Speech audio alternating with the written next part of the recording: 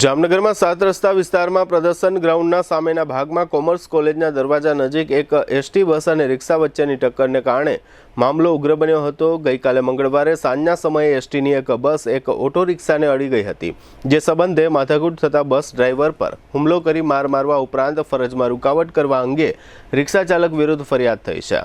ST બસના driver Nilesh બગડા દ્વારા આ ફરિયાદ નોંધાવવામાં આવી છે।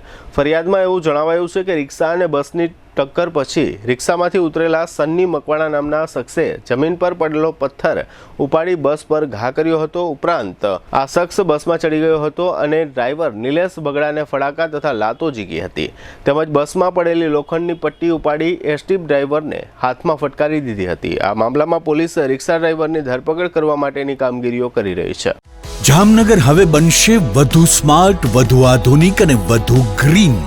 જામનગર મહાનગરપાલિકા સંચાલિત જામનગર જનમાર્ગ ફાઉન્ડેશન લઈને આવ્યું છે શહેર માટે નવી ઓળખ પીએમ ઇલેક્ટ્રિક સિટી બસ સેવા। હવે શહેરમાં દૈનિક મુસાફરી બનશે વધુ આરામદાયક, વધુ સુરક્ષિત અને વધુ સુવિધાજનક।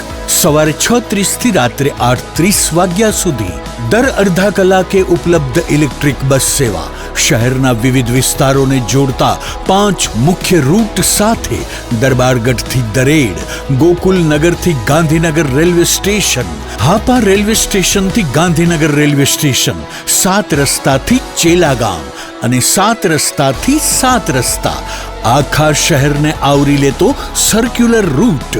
માત્ર ₹5 થી 20 સુધીનું ભાડું અને મુસાફરો માટે ખાસ પાસ સુવિધા, વિદ્યાર્થીઓ માટે ખાસ કિફાયતી પાસ, દૈનિક મુસાફરો માટે જનરલ પાસ, સિનિયર સિટીઝન માટે વિશેષ રાહત અને દિવ્યાંગજનો માટે નિઃશુલ્ક મુસાફરી।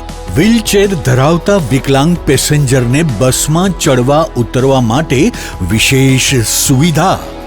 આધુનિક સુવિધાઓથી સજ્જ એસી બસો, સીસીટીવી સુરક્ષા, GPS tracking, online ticketing, WhatsApp chatbot, route mapping અને નજીકના બસ સ્ટોપની માહિતી।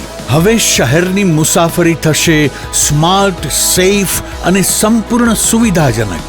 આજે જ ડાઉનલોડ કરો Jamnagar Janmarg foundation mobile application અને શહેરની નવી સફરોનો બનો ભાગ। જામનગર જનમાર્ગ ફાઉન્ડેશન, જામનગરની સ્માર્ટ સફરનો વિશ્વાસ।